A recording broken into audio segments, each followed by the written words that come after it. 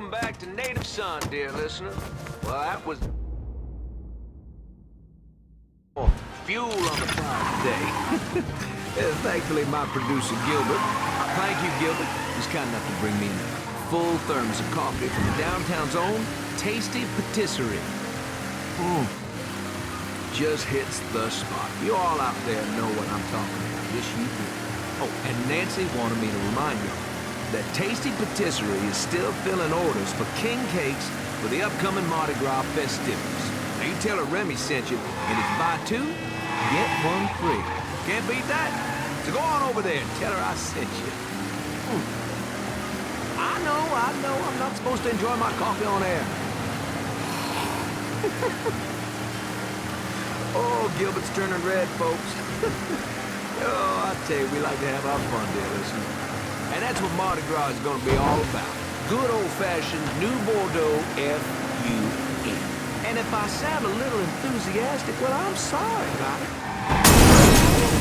I'm not sure about being honored to be part of it. Crew of Knights for the 10th year running. We got a heck of a float plan for y'all, and we have spared no expense in strutting our stuff.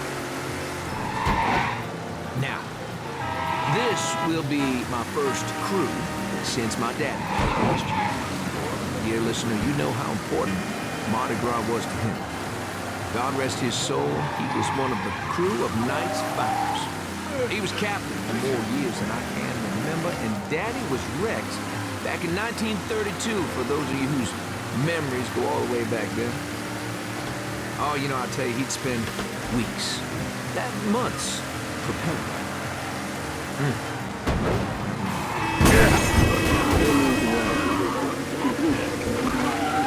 Being part of something, of this city that he loved so. My father believed that every man had his role to play. Every role contributed to the greater whole. Those Reds over in Russia, even the ones here at home, they try to sell that as equality. No, sir. There's always going to be a king. And each king has his day. I'll tell you, that coffee sure is fine. On the next episode, you better believe we're going to talk about this here story that President Johnson is considering a deal with the Russians to scale back our nuclear program. We're going to that and a lot more right here, Native Son.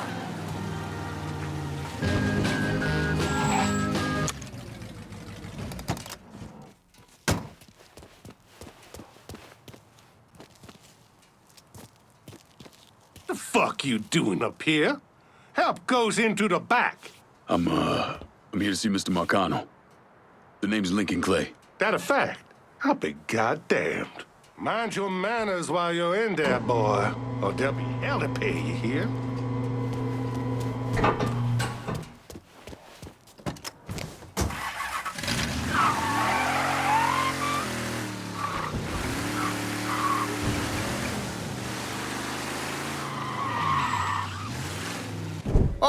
Oh, Lincoln Clay! Christ, man, get a look at you.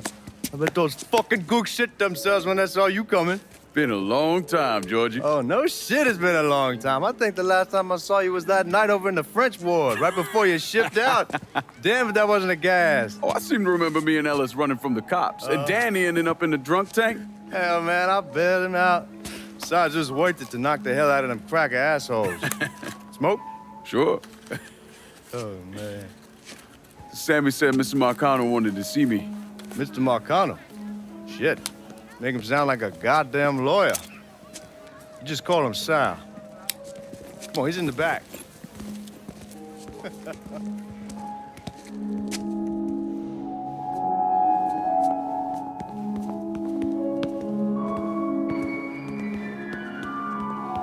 should have wore something else. Hey, these squares have a problem with your threads. You can take it up with my old man. He'll tell him to kiss his ass. Nice thing about having fuck you money. Olivia, I hate to cut this short, darling, but I've got a meeting coming up. Remy, a pleasure as always, sir. 2 more glasses. Lincoln, good to see you. This is Vito Scaletta. He's the one I've been telling you about. Come on, Lincoln, sit down. So you served in Vietnam, huh? Yes, sir. Sal tells me you earned a few pieces of tin over there. Well, I served with some good men. Nothing I did would have happened without them. Army? Marines? Regular Army at first, and then I was recruited to the 5th SFG. Special Forces. I told you it was something else. Now, not that anything's gonna go wrong, but just in case, goddamn, don't you want a man like that on your side? Well, if you're vouching for him, Sal, that's good enough for me. Look, I got a couple things to take care of. Thanks for the drink.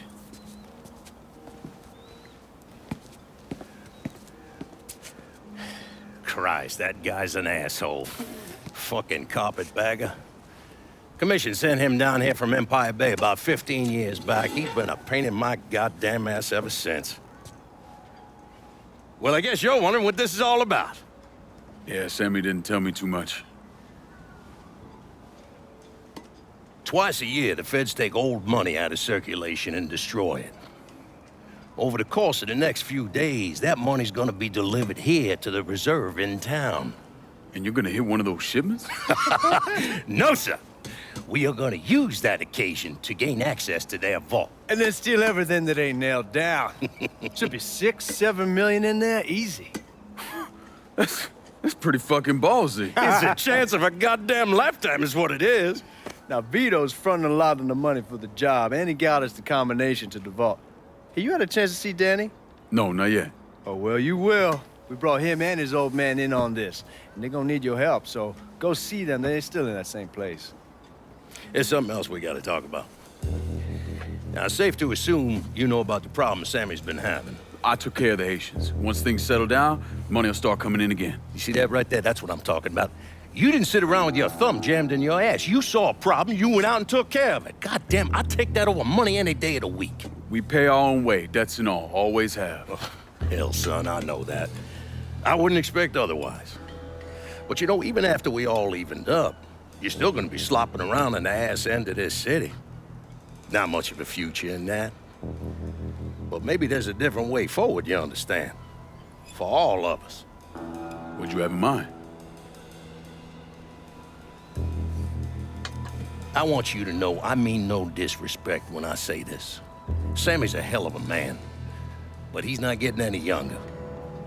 And I'm thinking it's time to make a change. Well, I don't think that Ellis is ready for that kind I'm not talking about Ellis. I'm talking about you. I want you to run the holler. I can't do that. Well, look here, if you're worried about Sammy, don't, you understand? Now, he's always been on the level with me. And this job we're talking about, there's more than enough for him to retire on. He took me in when I had nowhere else to go. Treated me like a son. I'm sorry, Mr. Marcano. I can't do that to him. Well, shit, son. I'd be lying if I didn't say I wasn't just a little disappointed. But I get it. You're loyal. Which is something that is scarce these days. Do you still want me to help with this thing we've been talking about? You goddamn right I do!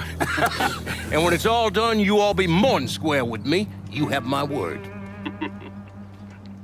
What do you really want to hear? That we'd kidnap and torture anyone suspected of working with the VC? I'm trying to ascertain the level of training that Lincoln Clay received during his time in Vietnam. Someone like that you don't need to train. You point them in the right direction and get the fuck out of their way.